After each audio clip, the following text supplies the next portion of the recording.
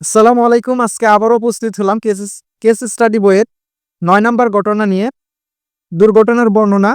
উপকেন্দ্র বার্ষিক রক্ষণাবেক্ষণ কাজ করার আয়োজন সম্পন্ন করা হয়েছে। শাটডাউন গ্রহণ, প্রদান ও অস্থায়ী গ্রাউন্ডিং স্থাপন করার শিডিউল তৈরি করা হয়েছে।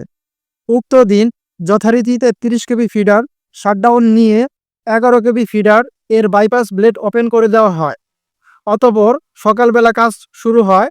উপকেন্দ্রটিতে অন্য উপকেন্দ্র হতে উক্ত এলাকায় ১১ কেবি ফিডার দ্বারা উপকেন্দ্রের বাইপাস পর্যন্ত লাইন বিদ্যুতায়িত ছিল। উহার আগে সেকশন ছিল। সেকশন ওপেন না করায় উপকেন্দ্র পর্যন্ত বিদ্যুৎ ছিল, যা উক্ত সময়ে কারো জানা ছিল না। উক্ত লাইনে অস্থায়ী গ্রাউন্ডিং করা হয়নি।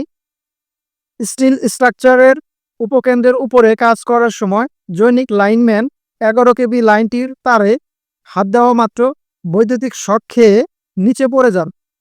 তার একটি হাতের কনুই এর আগ পর্যন্ত কেটে ফেলতে হয়েছে, অন্য হাতটি আংশিক সচল আছে। দুর্ঘটনার কারণ অন্য উপকেন্দ্রের ১১ কেবি বিদ্যুতায়িত ফিডার উপকেন্দ্রের সংস্পর্শে থাকা এবং সেটি শাটডাউন না নেওয়া। সম্ভাব্য সমাধান বা করণীয়: অন্য উপকেন্দ্রের ১১ কেবি বিদ্যুতায়িত ফিডার রক্ষণাবেক্ষণরত উপকেন্দ্রের সংস্পর্শে বা বাইপাস পর্যন্ত থাকায় সেটিও শাটডাউন নেওয়া আবশ্যক ছিল। সর্বোপরি গ্রাউন্ডিং সেট ব্যবহার করে অস্থায়ী গ্রাউন্ডিং স্থাপন না করায় উক্ত ঘটনাটি ঘটতে পারে। এই ছিল আজকের কেস স্টাডি ঘটনা।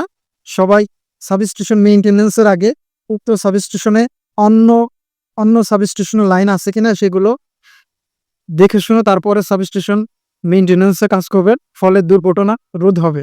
আসসালামু আলাইকুম।